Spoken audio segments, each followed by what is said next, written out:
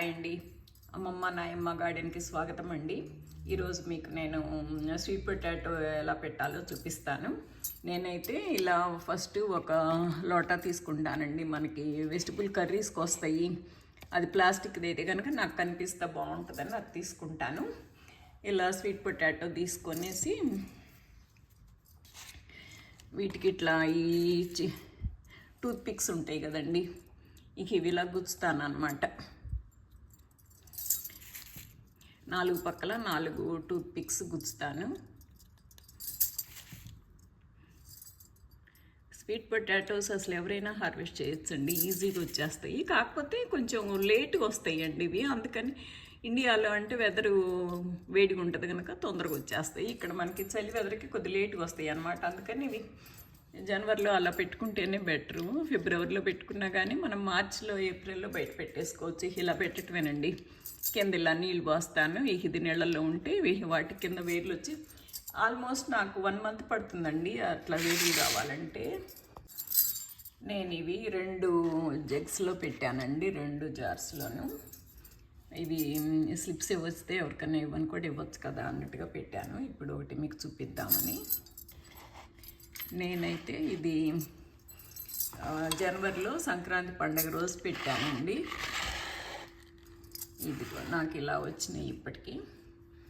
సంక్రాంతి పండుగ రోజు అంటే అది జనవరి 14వ తారీఖు. అసలు ఆ రోజు ఎలాగైనా స్టార్ట్ చేయాలి గార్డెనింగ్ అని మొదలుపెట్టి పెట్టాను. ఇదిగోనండి, ఫస్ట్లో నాకు వేర్లు రావడానికి నాకు 1 మంత్ పట్టిందండి. తర్వాత వేర్లు వచ్చినాక 10 రోజులకి పైన చిన్నగా ఇలా వచ్చినాయి. ఇదిగోనండి, ఇది ఇంకొకటి అనమాట. పైన చిన్నగా ఫస్ట్ ఇలా వస్తాయి, తర్వాత ఇంకో 10 రోజులకి అయ్యేటప్పటికి చిన్నగా ఇలా వచ్చినాయి అనమాట. ఇప్పుడు ఆల్మోస్ట్ నాకు ఇది పెట్టేసి ఏ నెల 6 వీక్స్ పైన అలా అయింది కదా. ఇప్పుడు ఇది ఒక్కొక్క స్లిప్ తీసేసుకొని మనకి ఇది ఇప్పుడు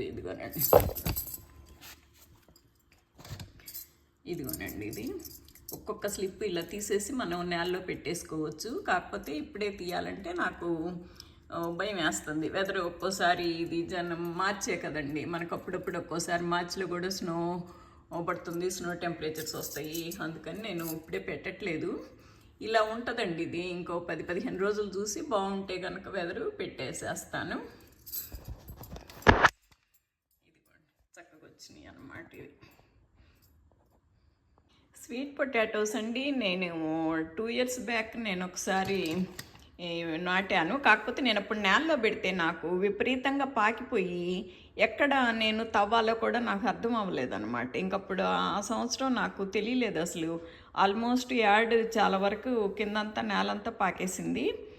ఎక్కడ దుంప తీయాలో కూడా నాకు అర్థం అవ్వలేదు.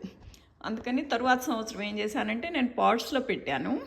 ఆ పాట్స్లో పెట్టేసి ఓ చెట్టు ఉంటే నా చెట్టు పైకి పాకిచ్చాను. ఇక పైన ఎటు పాకినా మనకి ఇబ్బంది ఏమి లేదు, కింద మాత్రం పాకనివ్వకుండా పాట్స్లో పెట్టాను. తరువాత అసలు హార్వెస్ట్ చేస్తే ఒక్కొక్కటి ఇప్పుడు మనం పెట్టిన దుంపల కంటే కూడాను పెద్ద పెద్దవి బాగా చక్కగా ఊరినియండి. అంటే ఇలా 1 month 2 months ముందే పెట్టేసి సేవ్ చేసేస్తున్నాను కదా. దాని మీద నేను ఏప్రిల్లో బయట పెట్టినా కానీ, మార్చి ఏప్రిల్లో పెట్టినా కూడా ఆల్మోస్ట్ అక్టోబర్లో హార్వెస్ట్ చేసినా కానీ బాగా పెద్ద పెద్ద దుంపలు బాగా వచ్చినాయండి. Please like, share and subscribe అండి. Thank you for watching. Thank you so much for watching.